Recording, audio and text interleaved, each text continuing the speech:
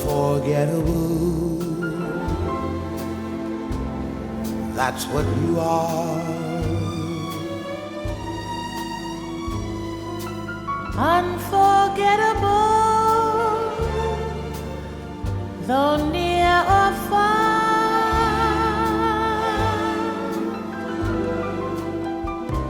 Like a song of love that clings to me, how the thought of you does things to me never before. Has someone been more unforgettable in every way,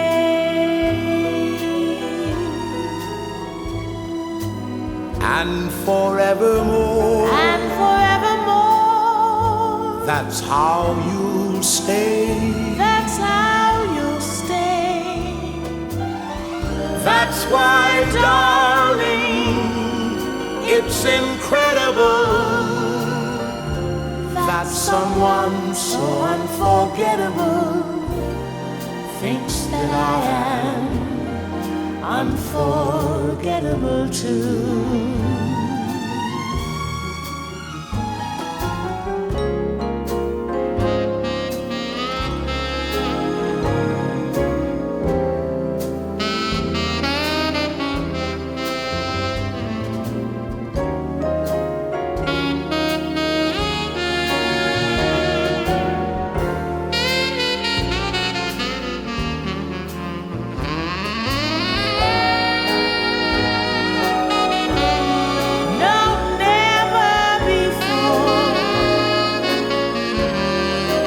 Someone been more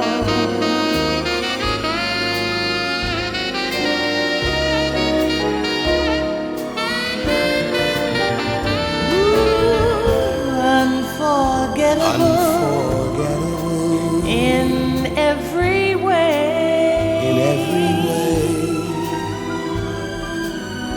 and forevermore, that's how you'll stay. That's how you'll stay. That's why, darling, it's incredible that someone so unforgettable thinks that I am unforgettable too.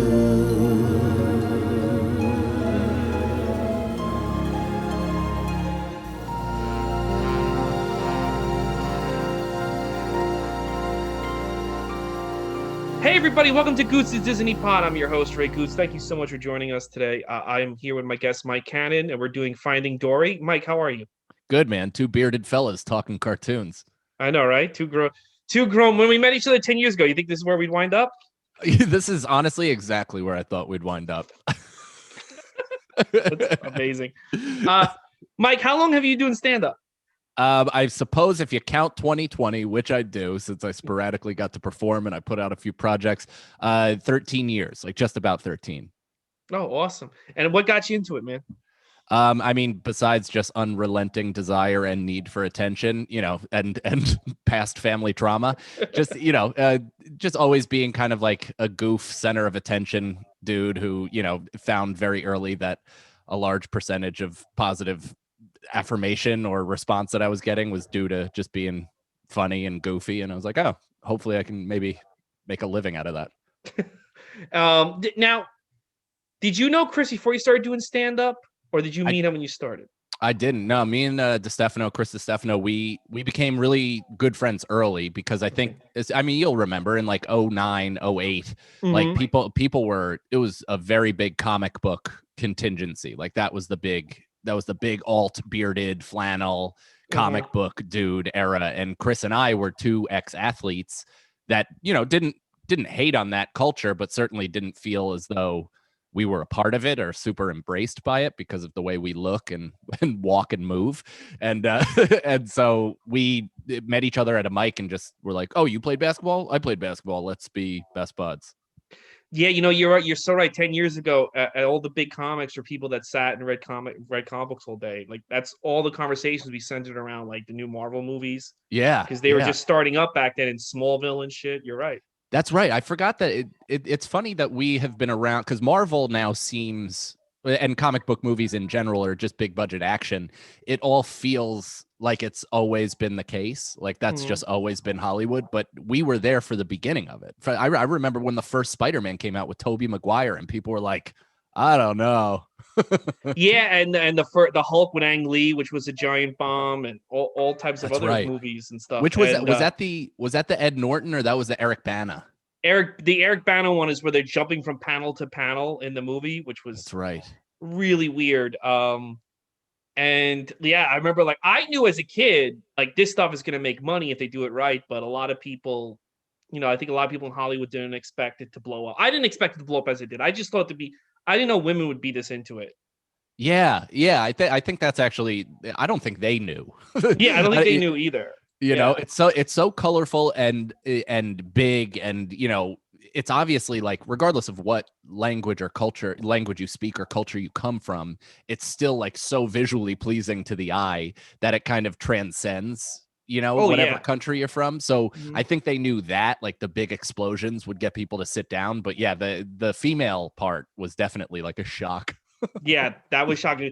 Because I'll never forget when I was a kid, all the kids bought X-Men and Spawn, but I bought Captain America and Iron Man, and I would Mhm. get picked on at the comic book store by the fucking comic book guy No for buying kidding. Captain America and Iron Man, and I was just like, dude, like we're all losers. How are you picking on me for buying fucking Iron Man? You know what I So, mean? Like, what was he calling it? Like a mainstream hack, or no, he was like, why would you be? You're such a loser. Why are you buying this? This is like for old people, and I'm that's like, so, dude. That's a very funny part of this. That like just it kind of breaks out into everything, right? Is mhm. like there's factions of comic Yeah. book geek, and like Mhm. people being like, "You're an Iron Man queer." Like, what are you Yeah, kidding that's me? what it was 20 years ago. Yeah, you're an Iron. Why are you buying Iron Man, bro? What are you wasting your money for? And I'm like, You're like, now you he's have. like the biggest character in the world, and I'm like, joke's on you, asshole. Yeah, right. You're like, well, I don't know if you're aware of this, but near future, one of the greatest actors of our generation is going to absolutely reinvent this genre, and you're going to be Yeah, eating crow. yeah, with Iron Man. Yeah, meanwhile, like I'll never forget. I think I made fun of Spawn, and they kicked me out of the comic book store. And I'm like, I'm spending like $50 a week here, and I'm 14 years old. What the fuck? I remember Spawn being a huge thing with my friends. Like my buddy who was really into Mhm. graphic novels and his father was a collector and all that stuff. He had Spawn all over his home. But I remember the disappointment in the movie. Like I've never seen that movie. I just know John Leguizamo played like a fat clown or something. Oh yeah, I watched it recently because Camille Theobald and me we did a show here. Me, her, and her boyfriend rewatched it, and Mhm. it's really bad. It's Ugh. really bad. It looks like it could be cool too. Like I It's a don't know good anything about it. Spawn's a good idea, but like they didn't. It was really bad. 90s movies. I don't know how you feel. Like 80s films I could watch all day long. But Yeah. there's something that makes me angry and not nostalgic when I watch a bad 90s movie. It just feels like it's really poorly done. I mean, that might just be an insight into what you were personally experiencing in the 90s. Oh, okay. It just reminds you of what went on. I mean, yes, I totally agree with you, especially when it comes to action stuff. Like Hmm. you see Terminator 2 and you're like, "Oh my god, look at this movie. This is unbelievable. What an accomplishment, a cinematic feat." And then you watch other ones that kind of parallel that genre and you're like, "You guys didn't even care." Yeah. Like you didn't put any effort into this. What the hell? Yeah, 100. Like I don't know. I feel like when they're making cheap movies in the 80s, I feel or like cheap horror movies. I'm like, they didn't know any better. Like they're giving Right. it the old college try.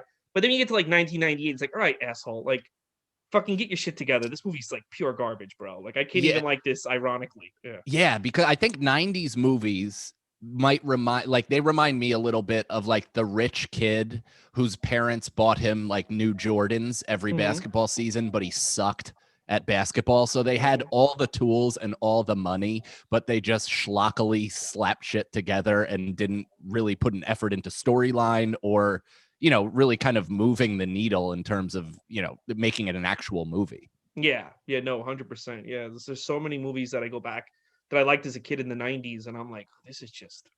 This is and Spawn was one of them. I loved Spawn in the theaters when I was a kid. I think it's because the soundtrack though was good. You had rappers and industrial artists and heavy metal guys all coming together. So that was always cool when they would do mashups like that. So I think that's what I got more excited about as a kid because I was into all that shit. Yeah, Stabbing Westward. Yes, the comedies stick. The comedies work still. Like, I mean, some of my favorite comedies were in the '90s. From yes, the comedies. That's a great age for comedies. Yeah, from Jim Carrey, Adam Sandler, Eddie, you know, all that stuff. But then, yeah, the action stuff. It really kind of like Ninja Turtles, though. The first Ninja Turtles that holds up. It's an excellent movie. Awesome film. It's still good, and it gives you like. You know, I mean, you're a New Yorker. You've lived there your whole life. I was born in Manhattan. I've lived in and around the city my entire life, so I'm familiar with what the old New York is. You know what I mean? When you hear these recent transplants being like, "I miss the old New York," you know, it's like no, you don't. Yeah, you got here in September. First of all, shut your face. And second of all, like you only have movies that show you kind of what it was. But Ninja Turtles was really accurate. Oh yeah, Ninja Turtles is a really good depiction of the city. It doesn't hide the fact that, you know, when I was a kid, like I had a great childhood. My parents threw me toys, but there was like, all right, you go down that block, you're gonna get fucking stabbed. Yeah. You go down this block, and there's an arcade and a pizzeria we're gonna take you to. You know what I mean? Yeah. And that I think Ninja Turtles kind of captured that. Like, yes, there's some fun stuff, but then if you go the wrong way, you talk to the wrong person, you're getting a knife in your fucking throat. That's right, and it's when the city still had alleys. Yeah. now every single alley is a commercial enterprise of, you know, whatever, insert franchise store here. Yeah, even the alley behind the cellar now has like stores and stuff. There's a theater in the alley behind. No kidding. Cellar. Yeah, well, I think it's. Minetta. Down. That's right. Yeah, it is. Yeah, but sometimes if I don't want to see anybody, I walk past. If I'm like back in the old days. Right. Oh God. When I would want to go to like just the Greenwich Village, I would walk past that theater. But right. God, I haven't done that in like a year now. Holy shit, that's fucking crazy. It's crazy to think about, dude. Fucking insane. Have you walked around Manhattan really quick? Yeah, I have. I mean, so here and there, I was coming in a lot during the summer to do sets, mostly outdoor, rooftop or whatever. But my wife and I actually stayed in Chelsea for New Year's Eve. We got a hotel as like kind of a getaway from the baby, like a night on our own. It was really fun. But man, walking around Chelsea, dude, on New Year's Eve especially, it was a pretty depressing feeling of what New York, or especially that area, has become. Because I mean that is the height of affluence and, like, you know, New York culture kind of before all this shut down. And then you walk around and there's like people clearly off their meds, a lot of homeless, a lot of like just, you know, dark lurking characters. It's pretty sketchy. Oh yeah, my last show I did was January 24th, and it was at a bar near Caroline's, outdoor. And I walked, and the block that Caroline's was on was completely empty. There was nobody. I was the only person on the block. Then I walked up to 8th Avenue because I had time before the show, and all the bars on 8th Avenue were closed. And it is just like, I just remember like every single second that area was packed and mobbed, and people just, and now it's like just abandoned, you know, and that's Midtown. Yeah, it's extremely eerie. It's you know what I mean? It almost doesn't make sense. It feels a little fake. Yeah, it feels like a movie. It felt like I was on a set of a flash forward on a horrible TV show that like, this is what's gonna happen. You know, like we're all sitting around Broadway Comedy Club in 2011. We're gonna make our dreams, and you fast forward, it's like it's just that streets are abandoned, all the clubs are closed. Yeah, they show you in 2016 everybody telling you how good Trump is gonna be for comedy, and then 4 years later they're like, by the way, Manhattan is desolate, and the only way you could perform is on the one train or the park. Oh God, yeah. Basically, we become panhandlers, man. Oh, it's brutal. It's rough. What was your childhood like before the world ended? How was that? I like, so I feel like I had several different childhoods. You know, in terms of straight media consumption or what I watched, like I was the only boy in my family. I had two sisters, both sandwiching me, both very musically inclined sisters. So I watched a tremendous amount of Disney, a tremendous amount of show tunes in general. Like I was a big fan of Newsies growing up, Phantom of the Opera, that kind of thing. Ninja Turtles was mine. That was like my kind of. Were you into when they became a rock band? Were you into that? Remember when they were a rock band? I don't. Oh, okay. Look that up. Oh my God. Is that actual Ninja Turtles in costume playing It's people in instruments? Ninja Turtle costumes playing like Nelson inspired, maybe like what's the guy's name? Sebastian Bach, Skid Row inspired like Yes. rock. Oh And man. there's a clip on the Oprah Winfrey show where they go on the Oprah Winfrey show. No And kidding. Oprah's like, "Are any of you dating April?" And they're like, "No, but like we're trying." And it's like, "What?" Dude, I'm like, oh, thank God I didn't find that, because if I did, my entire identity might be different. That's hilarious. But yeah, I mean, I was like, I was always a sports kid though, so that's what took me away from, like, you know, I had a couple buddies who were into comic books, and I certainly like here and there picked up an X-Men or something like that, but I never dove into that world, which is surprising too, because I was an illustrator. Like I was really good at drawing from an early age, and like kept up, you know, mostly through middle school, some of high school. But yeah, I just like, I kind of fell out of that world mostly and played a lot of sports. Okay. Yeah. Wow. And you played sports well into high school and college, right? Yeah, I was I think I was Were a you like a four. jock, or were you like kind of like middle of the road?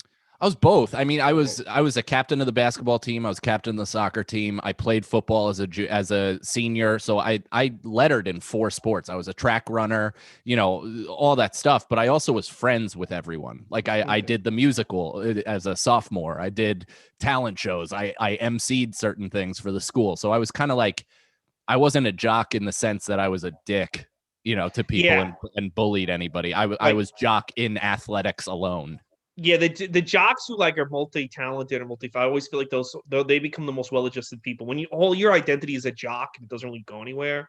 I feel Yeah. like those are the guys that are starting bar fights at like fucking 37. Well, because those guys also don't even give a shit about the sport. So they Yeah. care about the social status and Mhm. like the power dynamic of now how they can manipulate, you know, whatever they're standing in the school to either get pussy or, you know, beat up a nerd or whatever. Yeah, And it's go to like, parties and shit. Yeah. yeah, I didn't even drink in high school. So that was never part of my thing. I definitely like enjoyed the attention it got me from females. Like that was Yeah, yeah. fucking awesome. But no, I was kind of like, I was definitely middle of the road, and people would definitely be like, you know, some people would be like, oh, he's a theater queer, and other people would be like, oh, he's a basketball queer, you know? um, Now you said you enjoyed Disney and you enjoyed Ninja Turtles. Was there anything else that you were into as a kid, like in terms of like cartoons or like? So yeah, I mean Simpsons, my Okay, whole life. yes, Yeah, obviously, yeah. I love the Simpsons. I think that probably had just as much of an impact on my sense of humor as Jim Carrey, as you know, any real human being did. I love the Simpsons. Saturday morning cartoons I was really into. I still remember that claymation. The after these messages, we'll be right back. Oh, yeah. And the horse fell on the cowboy or whatever. Mhm. I remember that. I think I missed like Sagalo and Feeney always talk about Recess, that show. That one was after. That was when I was like more into like reading books and watching horror Same. films and shit. Yeah. Same. Like I probably caught it a little bit with my younger sister, and same with, you know, Rugrats or whatever. Whenever that was on for her, I kind of like checked in, but we also didn't have cable. So I was like, Yeah, I didn't have cable either, so I wasn't into Nick shows as a kid. Yeah. oh, look at us. Yeah. Yeah. So I didn't even see that until middle school. Yeah, I didn't watch my first episode of Rocko's Modern Life until around 20, I want to say 2017. Yeah, because Wow. yeah, I would stay up late and watch it, and it's actually. Have you ever seen that show? Yeah. It's actually pretty good. I think it holds It's up funny. really well. Yeah. Yeah, there's a few of like I even SpongeBob, and there's a few. I'm watching Sesame Street a lot right now because my son is 18 months old. Okay. But there's stuff even in Sesame Street where I'm like, this is crazy well written. Like Yeah. really funny, nod to the adults, but super broad, so kids can kind of laugh at the colors and the goofiness and the, you know, pratfalls or whatever. But yeah, there's stuff like that that kind of goes to both female or not female, both adults and kids. Mhm. That's the sweet spot. I love that stuff. Yeah, you know, my mom, when I was a kid, some people at her job be like, "You shouldn't have him watch so much TV." And my mom goes, "He's watching Sesame Street, Mister Rogers, or Reading Rainbow. He's Mhm. getting a better education from those 3 shows than he would from like most fucking teachers out there." Yeah. Yeah. Yeah, I mean, I was thinking that the other day where I'm like, you know, granted, we're kind of landlocked and inside a lot because it's winter and, you know, everybody's quarantining and stuff like that. But was like, we're watching him like they're counting. They're teaching him how to like deal with emotions and all this stuff, and he's kind of sporadically checking in, so he's not like Cable Guy glued to the screen from 18 inches away. Yeah. It feels a little school, schoolish. And the great thing now with like what technology is, like you can have the kid watch it when you feel like it. It's like, all right, do this, that, and the third. Now we're gonna put on Netflix or what have you. We'll watch the show. We'll watch the shows for like 2 hours. Yeah. Whereas before, it's like he's got to watch this at 3 o'clock or 10 o'clock, whatever time it was. Right. Yeah, when I was a kid, I remember right when my mom was pregnant with my younger sister, I guess I was like four going into 5. We would watch every day at 2 p.m. We would watch Woody Woodpecker, and we'd sing Chilly Willy the Penguin together. And then we would go for the afternoon walk, my mom trying to basically induce labor. And then I would take a nap. That was like my afternoon routine. And I still remember that, still like locked into my head. Chilly Willy has fallen off, man. I don't think I've heard about him in 10 years. I'm glad you brought him back up. Isn't that crazy? Willy. I'm Chilly Willy the Penguin. I'm frozen through and through. Mm-hmm. My nose is red. My tail is cold. Achoo. Oh, that's right. Yeah, remember he caught a walrus, right? It was like a walrus asshole. Yeah, dude. I still remember that. I don't know why they're not doing more with Chilly Willy. Give him a fucking movie or something at this point. I don't know. Dude, I don't know what they're doing, because some of the new computerized like cartoon stuff has such like almost, I feel like they're almost hate creating against white families because they're the queefiest white families on earth, like just a dipshit suburban dad and a dipshit suburban mom. And it's like, maybe that's just what it is, and I don't know, but it's like, I hate these people. well, the other thing about cartoons now is I feel like they're being written for people that sit on Tumblr all day and Twitter. And not so much for like kids that just, hey, I just need to entertain a kid. I don't need you. But I feel like they're more concerned about getting people on Twitter to be like, this is so woke, or this is so great, or you know what I mean? Yeah, you might be right. Yeah, and I started feeling like that when the Brony movement happened, and I'm like, oh, this weird fucking show. I thought when all people our age got into that, I thought the show was like, oh, it must be like a kid version of Family Guy or something. Right. And then I watched it, like, this is really weird, because it's like, it's not meant for adults to watch, but then they started making it more for adults, and I was like, "This is weird." Like, I don't know. There's just weird things with cartoons now. It's also weird when they pivot that, where it like becomes popular with adults, and they're like, "Okay, we'll write it towards adults," and it's like, well, they watched it because they clearly have some arrested development issues. Yeah. So just keep banging the bell the same tone, and people will come watching. But I mean, I think the nostalgia movement now, and like all the things that, like you said, people watching Brony, whatever. I mean, it is very clear that people our age, or even in our era, were like severely wounded as children. Oh yeah, I was saying that on another episode of this, is that we're the first generation that did not let go of their childhood, where we were just like, yeah, we're keeping this around. Optimus Prime is not going in the closet. In fact, I'm buying more Optimus Prime. Yeah, and my kids flood have this an house. Optimus Prime, and my wife are having Optimus Prime cake at the fucking wedding. So you better get used to it, dude. My son is named after my favorite movie from when I was 4 years old. Oh, what movie? So Rad. Have you ever seen that? I wanted to. They're putting out a Blu-ray steel book. They did, yeah. So they didn't put out the book yet, but they put out the 4K. Yeah, did you get the 4K? I did, of course, I did. Okay, I kept missing it. So I want to see it though. Vinegar Syndrome. It's also on Showtime right now. It's also on iTunes. I bought it like 3 different mediums right now. I'm just out of my mind. But it's my favorite movie since I was 4 years old. It's a 1986 BMX biking movie about a small town kid that gets the chance of a lifetime when a giant, corporate BMX race comes to his hometown. I won't spoil it. It's fantastic. But yeah, I named my son Crew literally after the lead character. And I was like kind of kidding when I suggested it to my family, and they were like, "We love it. Let's do it." I like that name, Crew. Yeah, CRU, man. It's easy. Crew Cannon. Yeah, that's a cool name. Dude, when that came out, I missed the announcement, so I'm like, I'll just grab it on eBay.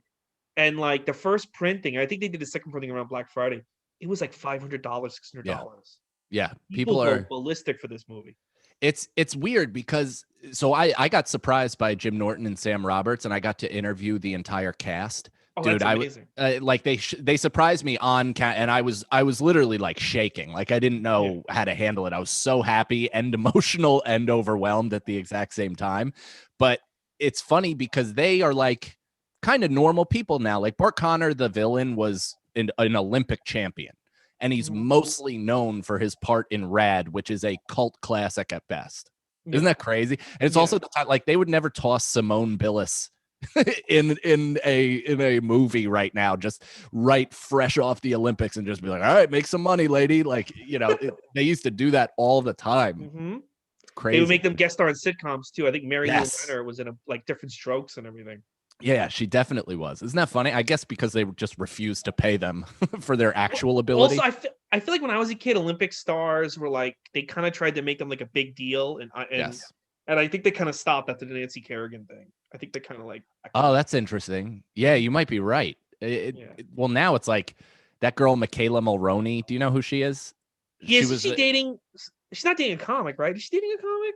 Oh, I don't know. That'd be hilarious. But she got famous because she like got the silver or bronze or whatever in the Olympic gymnastics, and she like gave this kind of she made that. Yeah. I know her. She's hot. That sass face. But so she became famous off that, and then she just started posting her ass all over Instagram and like instantly amassed over 1 million followers. And now she has no interest in gymnastics and is 100% peddling products. And I guarantee she's making millions of dollars a year. Oh yeah, they don't pay those people, and then like all the horrible stuff with the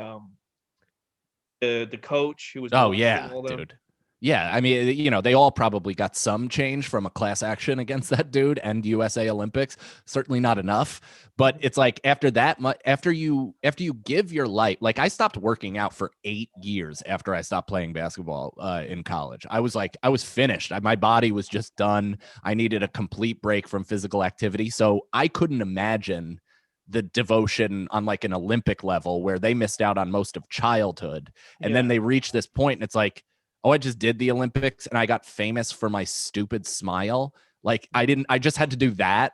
The anger would be like, I'd be like, I'm never doing sports again. I'm just on Instagram. Did you ever hear Seinfeld's bit about the gymnasts? No. It was in sign language, and I'll never forget, now I can never watch the gymnasts again.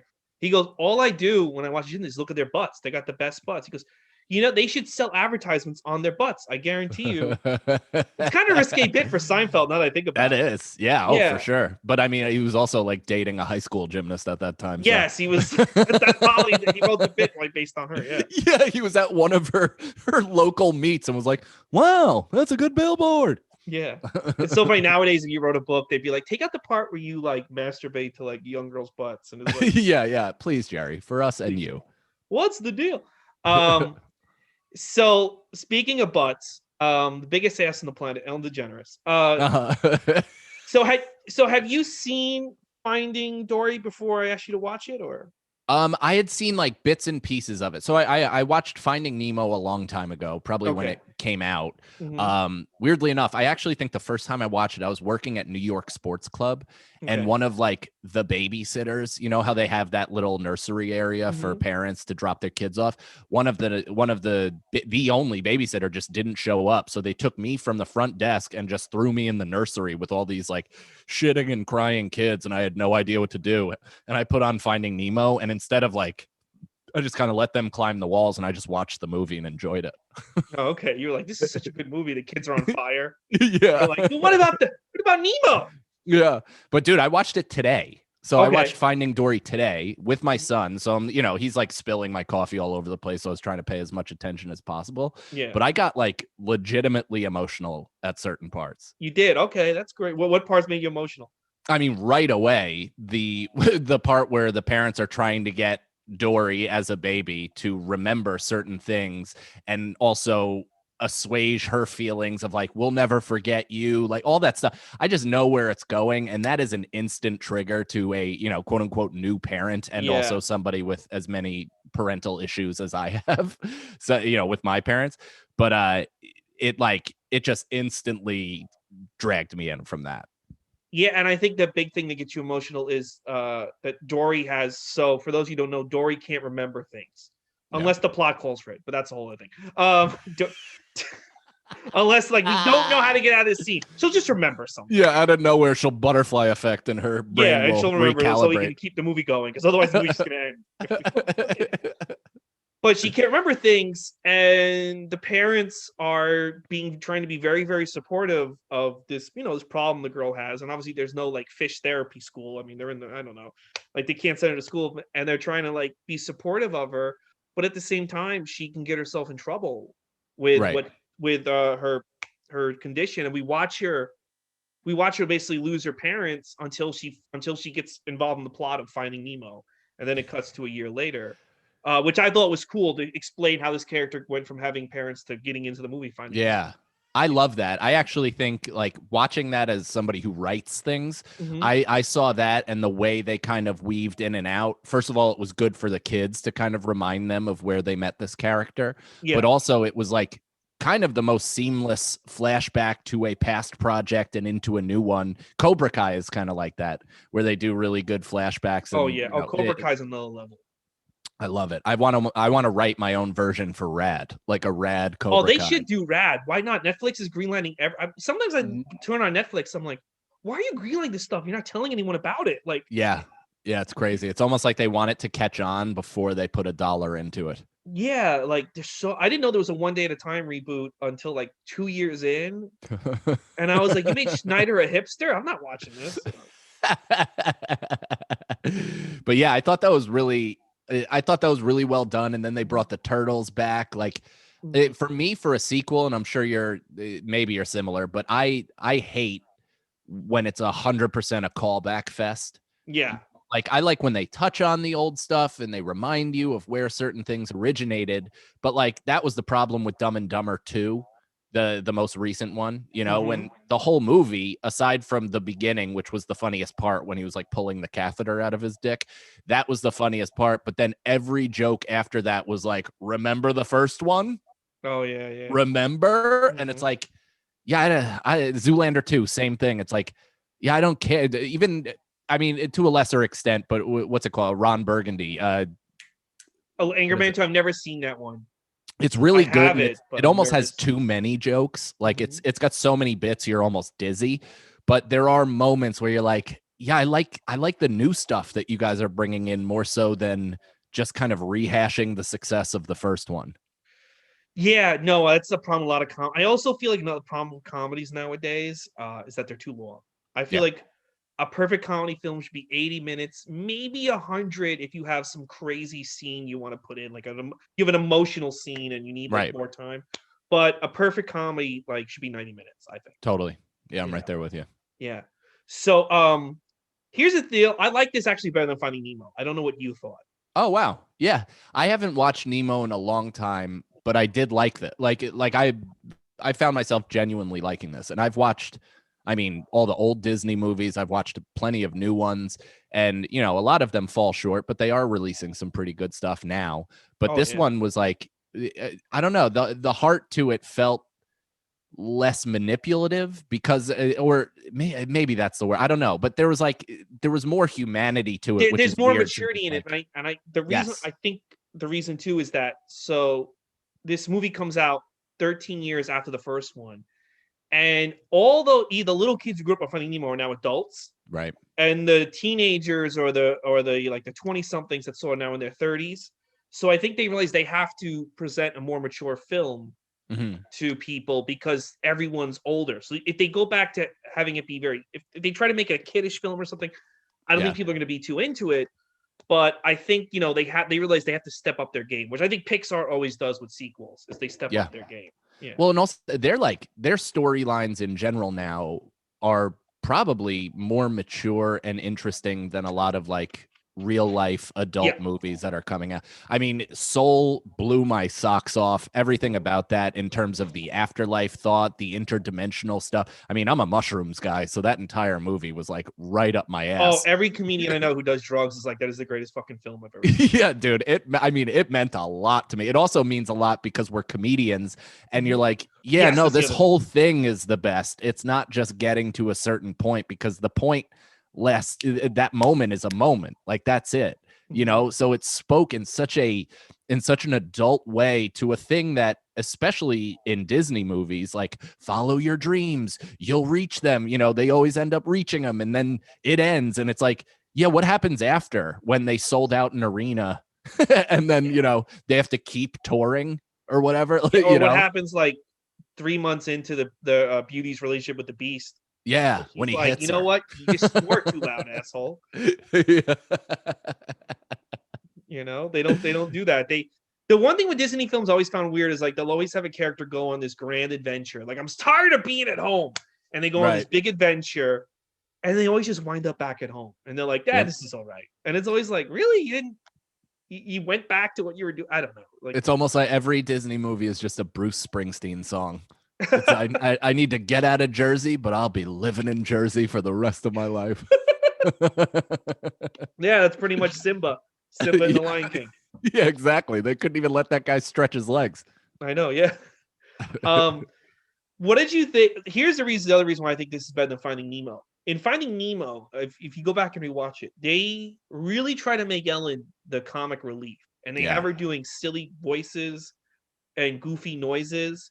And now, knowing what we know about Ellen, it's fucking unbearable, because I'm just like, this is a horrible person making bizarre noises, and it's supposed to be comedy. And here in this movie, she's more relatable. She feels more like a real person, which is odd to say about a fish. Do you know why I think that is? What is that? So while watching it, I recognize that like Ellen has a good voice, but she's kind of a terrible emoter, because I don't think she experiences feelings like real people. No. Because she's a hyper successful person, which requires a bit of sociopathy.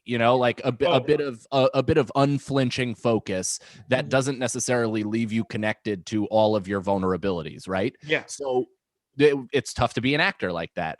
But when they did the flashbacks, that kid, the baby version of Dory, did all the heavy lifting. Yes. Every time they went back and they wanted to make you feel something, it was with the baby Dory, and it was so effective that I found myself rooting for the adult. Yes, because in the first movie, knowing what we know now, and I didn't see Finding Nemo until I started doing this podcast. I never saw it. And I'm like, I wish I saw this without knowing how awful Ellen is, because I just don't like Dory in Finding Nemo. And in Finding Dory, I actually like Dory, which is a step up. I like Dory more than I like Nemo in that movie. Like Nemo and the dad. Nemo is kind of like a whiny kid. Yeah, it was just like, well, and I think they changed the kid. Yeah, because the kid was too old.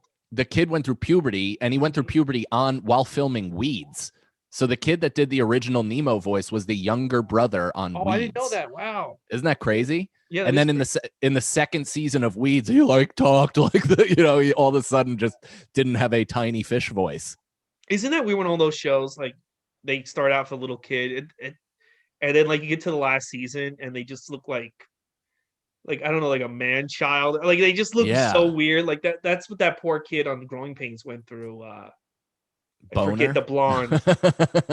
I know who you're talking. Yeah. Shit, who is that kid? I know who you're talking something. about.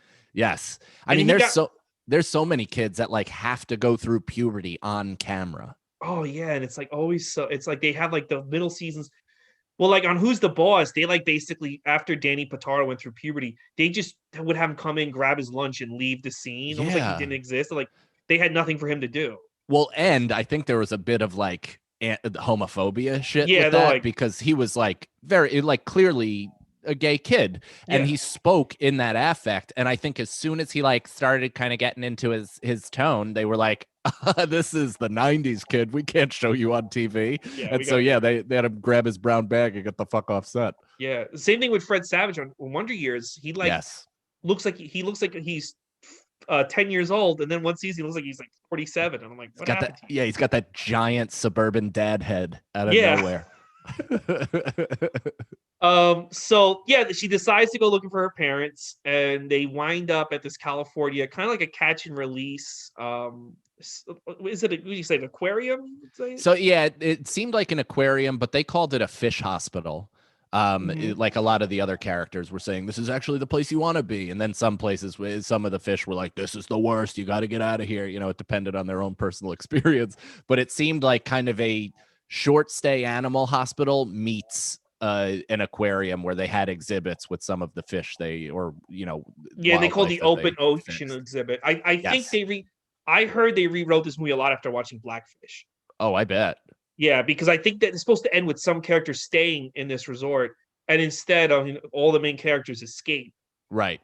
Because I think they were like, oh yeah, we can't make this look like a good thing. Even though they go out of their way to try to make it a good thing. Like the staff seems nice, but I think they were like, oh shit. Like, well, and like, I mean, I don't know. I definitely don't know enough about this to have a solid opinion, but that's never stopped me before. No, but like Blackfish, I understand large animals and mammals and giant whales shouldn't be in captivity. Like that seems like a no-brainer. But there definitely are some endangered species that are actually treated better in confinement. And allowed to blossom and maybe repopulate a little bit until they become kind of not on the list or not in danger of going away. We've kind of done so much damage to the planet. Sometimes people have to interfere and help guide a species the right way, or shit could get fucked up in the ocean, shit could get fucked up in the forest.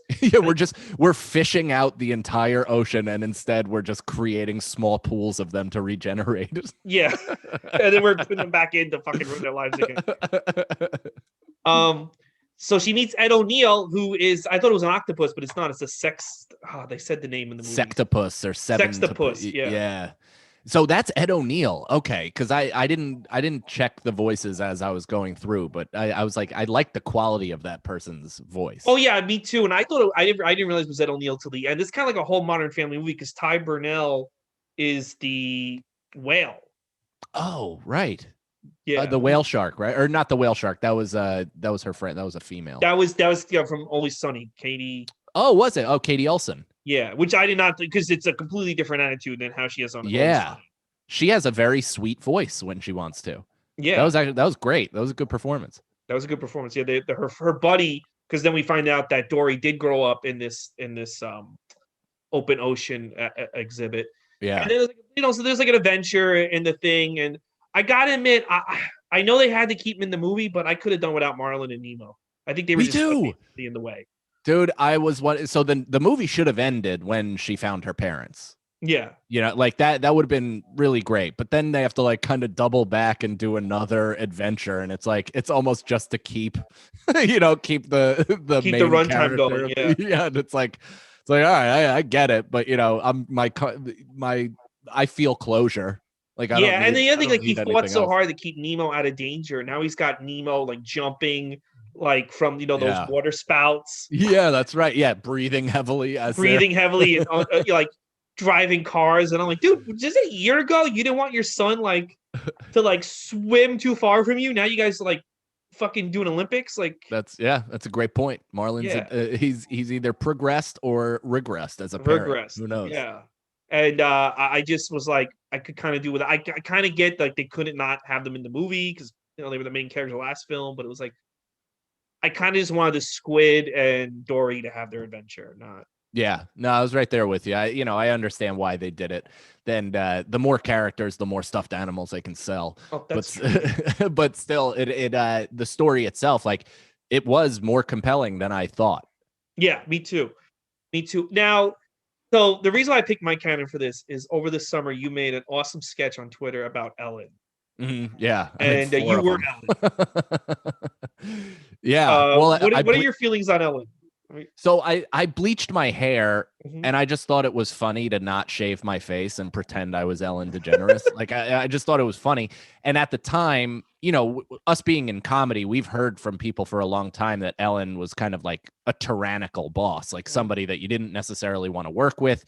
She had like those Letterman rumors where nobody was allowed to look her in the eye. People had to, she chewed people out relentlessly. And, it's just funny for her to have that behind the scenes presence while also pushing a very different public narrative of be nice and I'm the nice lady and let's dance our saddies away, and all that bullshit. So I don't necessarily hate her. I don't not like her as a person. I think probably to get to her position, she probably needed a bit of that psychosis and, cold-blooded, unrelenting focus. But I mean, I get a kick out of people that are 180 degrees different than their public persona. Yes. Yeah. And it was a great sketch. Oh, thanks, man. And also it's just funny to like she's sitting there with, war criminal George W. Bush. It's like, kicking it old school with all these, fucking Republicans that are trying to make it illegal for her to get married and like, all this crap. And it's like, dude, you just exist on such a different planet than me. I do see you as a baby drinking, baby's blood drinking maniac. It's like it's fun and it actually helps me cope. Yeah. Now, have you? So when I started doing open mics, Amy Schumer was at the open mic I would go to. Uh-huh. And she actually started an open mic that I would go to, and I was still like, I was only doing comedy once a week. And I said, hey, I have to work days at Caroline's. And she, oh yeah, I'll save you a spot and you just walk in, I'll put you on. And then the very next week I showed up and they were like, oh yeah, she got last comic standing. This is no longer her mic. I don't know what you're talking about. And I was like, oh great. But it's always weird to me to see like what importance she has now in the world. Where I mean, because I remember her like with cue cards and whatever.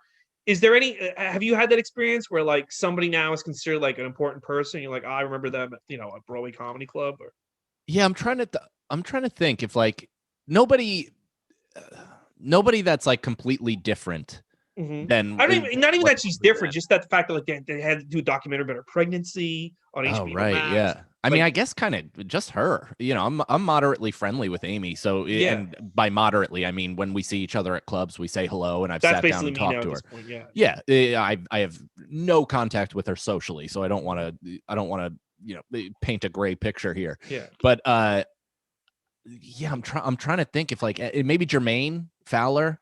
Okay. He's pretty successful and famous, and I don't know if like anybody that has transcended that. I mean, being in the next Coming to America, I assume that's going to put Jermaine on a whole new fucking level. Oh yeah. That's coming out next month. Yeah, I mean, so it must be weird, like if you were a comic starting out with Ellen, to kind of see what she's become, which she's basically like her own industry. And yeah, I mean that's got to be weird for anybody, right? Where the person that you started at open mics and you were all trying to figure out how to be funny, you didn't know how to navigate the career, you start getting these things and people get success and all that shit, but like to then see it become more than comedy, because now what does Ellen have, like clothes? She has like fashion labels and isn't shit. She also behind like what was there, like she's delivering children through Etsy or something? Or yeah, oh yeah, she's got a stock in Wayfair. Yeah, Wayfair. Yeah, she's delivering children to Wayfair. Yeah. That'd be hilarious if true. But I mean, she's just so big that it probably feels like great. Like if you were a friend, you're like, oh yeah, I don't know who that is. Like I don't know exactly. how you even level up to that. The people she's had to meet and become friends with. It's like it's presidential. It's like that's why people believe in the Illuminati. It's because that once you get to that level of influence where you're generating that much money, not only for yourself, but for corporations, where you become an integral part of their investment. It's like, you know some weird fucks, dude. She's definitely on the flight logs to Epstein's Island, that's for sure. Oh yeah. She probably went there the 90s. I wouldn't be surprised. That's how they originally were gonna cancel her.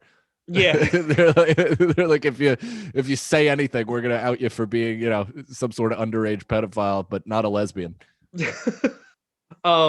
Yeah, because like there's like levels. There's like there's like a level of like where like Andrew Schultz is at, well, she's at a great level, but he's got a successful podcast. Then there's at the level of like Kevin James, where he has a huge sitcom and big movies. But then there's the Ellen Oprah level, where like you can press a button and like basically end someone's life. You know what I'm saying? Like like it's so funny, like when you think about the levels of celebrity that people have now. Well, it's so funny. That's how I know she never watched my videos. It's because I've never been affected by it, either positively or negatively. They call you for a meeting at Comedy Central, and she's sitting at the table. You made this video? Yeah, she's like, funny stuff. Yeah, you put some pitches, right? Well, we're gonna pitch you. Just throw you up the window. I would work for Ellen in a heartbeat. I wouldn't give a shit. Oh yeah, I would too. I'd be like, oh, I'm happy to do your show. What do you want me to do? Oh, I don't pretend not to be a hypocrite. Oh yeah. Well, there was somebody, I'm not gonna say, there was somebody that was very mean to the whole staff at Caroline's. And I used to be like, you gotta be nice to him. They're like, everyone else, like you wouldn't. And I'm like, look, he's really important in comedy. I don't want to say his name, and like one day if he wants to work with me, I'm gonna fucking work with him. Yeah. So like I get that he's dick, but just like let's just let it roll, let it slide. Yeah, I mean, I'm one of those guys that kind of has gone through my life checking people like that. Like, you know, even people that have a bit of status. And if somebody talks to me in a way that I don't like, I'm often in the moment like, hey, fuck you. Like, you know, and it's probably why why I'm where I'm at. But they're, you know, if you want to kind of succeed, it sucks. You do have to eat some shit every once in a while. Yeah. Although now, like I used to eat more shit, and now like I went through this whole fucking Corona thing. I'm just like, I don't give a fuck about. Oh yeah. I don't give a fuck about kissing anyone's ass when things resume. I just want to fucking go tell jokes and shit. Exactly. Yeah. Like I I'm think this kind of is like, I just feel like every time I go through some big life thing, I'm like less inclined to like whatever you want. You know what I mean? Like I'm just happy to be here. I don't know. Oh, same with having a kid, dude. It's Yeah. like you'd think that would actually make me a little more nervous and hang, you know, close to what everybody thinks and try to make money and all that stuff. But it's like I've actually generated 100% of my income on my own. I've told agents to go fuck themselves. I've told managers to go fuck themselves. It's like if you're not making me money and physically like helping me feed my child, then I have no reason to pretend to be nice. Oh yeah, that was like when my mom, like the week before my mom fell in a coma. The Wayans brothers were there at Caroline's, and I was getting screamed at because they needed cherry coconut water, which does not exist, by the way. It's been 5-6 fucking years. I've never seen cherry coconut water. Screaming, like screaming. And then next week, my mom's in a coma. I'm like, I need to speak to the doctor, and they're like, yeah, he's busy. I need to speak to the doctor. He's busy. And I couldn't get this fucking doctor, and I found the doctor in the hallway. And he's on like Yelp on his phone. And I'm like, what are you going? You going out to eat today? You know what I like to do? I like to go out to eat with my fucking mom. She's in a coma. And then I was like, I'm never going to be the manager of Caroline's ever again. Because I just couldn't imagine being back in a situation where, like, you know, Bill Burr needs cashews. Everything. Like, tell him to go get some fucking cashews. I don't know. Yeah, there's several bodegas surrounding the club. I'll give him $5. Then I'm going to go across the street. Not that Bill Burr's like that, but I'm just saying. Yeah, of course. Yeah, I just could never put because there's like, if the doctors are taking my mom's death seriously, why am I worried about coconut water? No, 100%. And when it comes to Ellen, like, so I don't know exactly where I stand about her, you know, like officially, you know, I think it's so fun to make fun of her. I think the idea that she's an Illuminati reptile is hilarious. I think obviously, you know, I've heard from people personally that she was a direct twat to them and people that would have no reason to lie. But I do think that like you can really easily get caught up in that shit, and coming up the way she had to come up in a, you know, predominantly male, you know, it was industry, way more male back then. So male, obviously homophobic, and she had to be cutthroat, and she had to be like, you know, almost like a samurai sword, just fucking ready to go, take people down, you know, let people know that she was for real, be wildly focused, all that stuff. So it's like, once you kind of make it with that, with that focus and that kind of perspective, it's tough to turn it off. And also, why would you? Like, if that continues to yield results and yield success, it's like, why the fuck would you change? Yeah. And I mean, it's so hard for women. I mean, the Joan Rivers thing, she was the biggest female comic on the planet. And Johnny Carson felt slighted by her. And her career almost ended permanently. Because one guy didn't like you. I mean, that's scary to think, like the power they had and the power women did not have back in the day. Well, we got to interview Anne Heche, who dated Ellen famously. That's like when that whole thing blew up. I think Anne actually lost out on some movie roles, and she was like blacklisted from a couple studios. And you know, she filled this in, and you know, who knows? Everybody has their own personal experience with different people, and she obviously was in love with Ellen for a very long time. But she still has, you know, mostly positive things to say about her and the type of person she is. So, well, you know, maybe she changed. I mean, maybe people start off. People start off with good intentions. Yes. And then they're at the Capitol building. But anyway. I mean, I was actually talking about that with somebody where I was like, everybody that went there thought that they were doing the right thing. Yeah. Like every single person went there and was like, hey, man, I'm a big part of a historical moment that's going to reshift America's focus back to what it needs to be. Like, you know, that's how skewed and insane their perspective is. Yeah. But if you think about it from that vantage point, you're like, oh, so their heart was in the right place. Like, I don't even know how to kind of wrap my mind around it. Well, no one in their own story thinks they're the villain.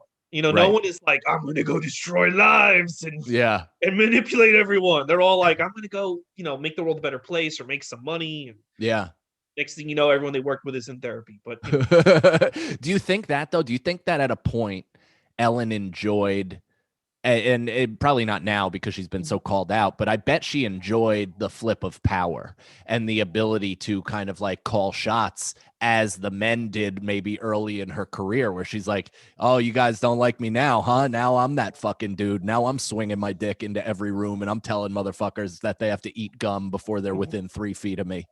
I think you do. It's so funny. Like, I think people do. I mean, Sebastian Maniscalco, he was a guy that I well, it's not how you say his name, but it was I know how do you say his name? I always say it wrong. Sebastian Maniscalco. Maniscalco. How do you say it? It's Sebastian Maniscalco. Oh, but Maniscalco is my favorite. Oh, thank you, brother. Dude, like, there were people saying to me, like, oh, like, I'll never book him here. He's a hack. He's this, he's that. And then when he sold out the Garden, everyone was kissing his butt. So, like, my thing is, people who are like, not him or not you, when you prove yourself, they're going to come back around. That must be a sweet feeling to know. Like, you didn't want to fuck with me, and now here you are trying to get in my dressing room at the Garden. Dude, I have a long list of people that, like, I mean, I'm going to actively attack. Like as soon as Rogan is in the perfect position, just in terms of like fuck you money and having his own platform and being able to dictate like 100% of Dude, his he's essentially changing the comedy industry right now. It's awesome. It's awesome in terms of empowering individuals. Obviously, there's some issues with it that anybody could bring up, and I don't have the knowledge to fight back against it. But it's like, in terms of just empowering oneself against an industry and against gatekeepers that used to be able to determine whether or not you were a success based on whether they liked your face or not.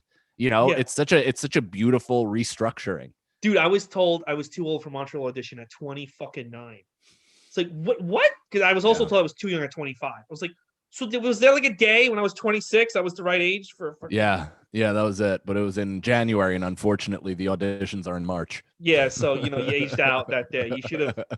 But that was like some weird gatekeeper guy that said that. But you're 100% right. Now, it's so great that he had so much power to be like, yeah, you know what? I'm gonna make Austin the capital of comedy, and it's kind of fucking working. I think you saw the Creek in the Caves moving there, right? Creek in the Caves moving there. A ton of LA comics. I haven't heard of many New Yorkers yet.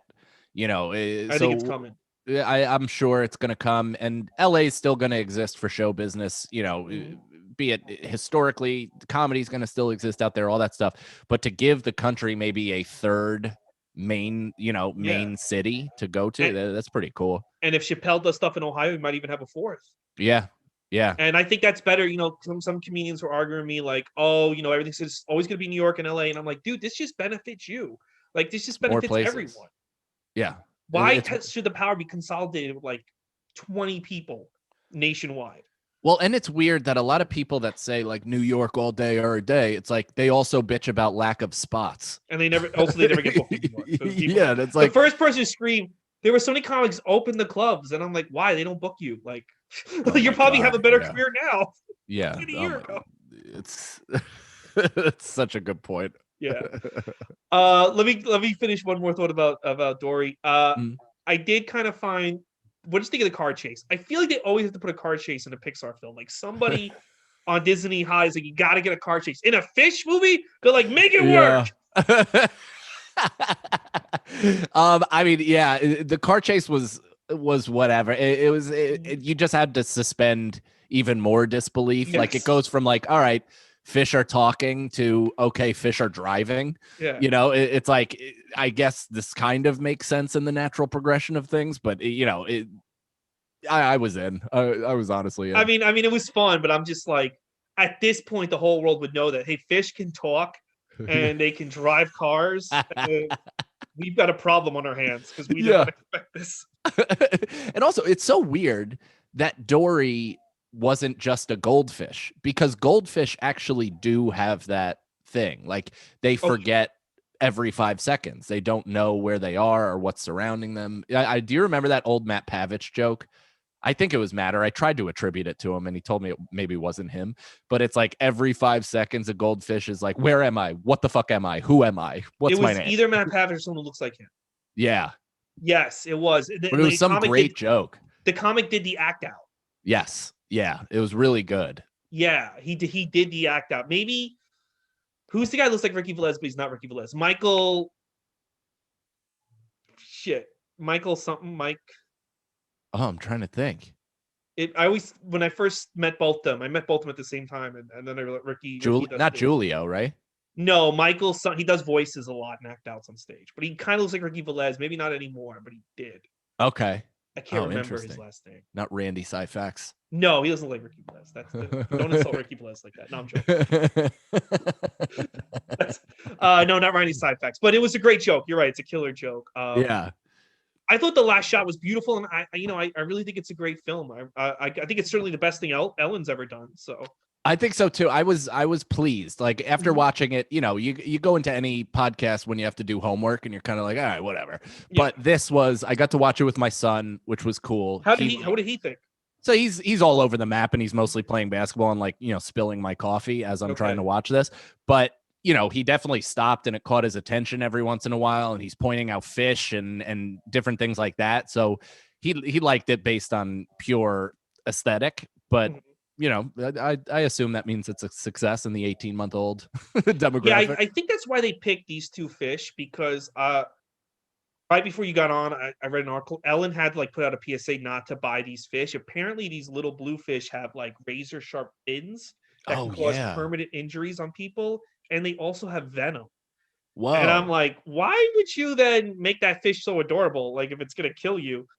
Wow, dude, it's 100%. They went to a marketing department and said, what colors are the most grabbing? Like what fish color is almost like, it tricks your brain into being attracted to it. And it was definitely just those two fish. Yeah, because that's the only reason they picked them. Because I also think a clownfish you can't really own. I think something with them, which is what Nemo and his dad, Marlin. I always forget the dad. I always think the dad's name is Nemo too. Nemo, right?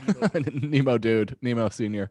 Nemo Senior. So yeah, I'm so glad. Now let me just ask you a quick question. You're gonna have your kid watching TV, and so obviously you already do, but you're gonna continue to do that, right? Yeah. Yeah. No, I mean there are definitely, I know parents that are like, my son will never have. I hate that.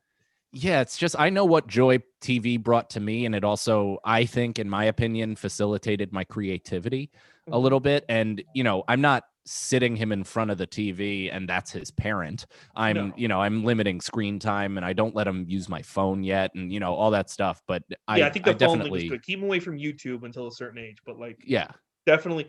I there's a parent I know, and she won't let her kid watch TV. And the other day I said to her that I got to do this podcast, Finding Dory. And she goes, I'm so glad my kid doesn't watch that shit. And the best part is I don't have to buy them any of the merch. I don't have to buy them any of the, and I'm like, I had so much fun times watching these films with my parents, and then B, going and buying the merch with them. Yeah. And I have a Hulk Hogan doll here. I love Hulk Hogan, but that also reminds me of Christmas. 80s. Right. And my mom and dad, I have certain toys from the house still that they remind me of times with my parents. And it's like, how can you deprive your kid of that? And I get I get okay, my kid can't watch Jerry Springer. I get that. But you can fucking watch Finding Dory with your kid. Yeah. I mean, what your kid's going to be filling out a Sudoku when he's 35 and be like, oh, fond memories of mom. Get the fuck out of here. Buy him a Ninja Turtle. Yeah. Mike, I know you have a great podcast with Mike Feeney, but where else can people find you on social media? At I am Mike Cannon across all socials. And I have a free comedy special up on YouTube at youtube.com/Mike Cannon Comedy. I have over 2 hours of stand-up. I have TV appearances. I have original digital shorts, like sketches, all that kind of stuff. It all lives on my YouTube channel. So, check that out and subscribe, because it's free, but it's oddly enough currency for us, because when the numbers go up, we get, industry people pay attention. Guys, if you enjoyed this podcast, your first time listening, if you're a fan of Ellen or Mike Cannon, your first time listening, we've done every Pixar film from Toy Story to this. We've also done every Disney film. Next week, we're doing Cars 3. So tune in, please subscribe. Nice. Goots' Disney Pod, and follow me on Facebook and Twitter, Ray Goots. Mike, thank you so much for being on the show. Brother, thank you for having me, man. This was so fun. Yeah, this was great. I'm see you were an amazing guest. The guys, we'll see you next week for Cars 3.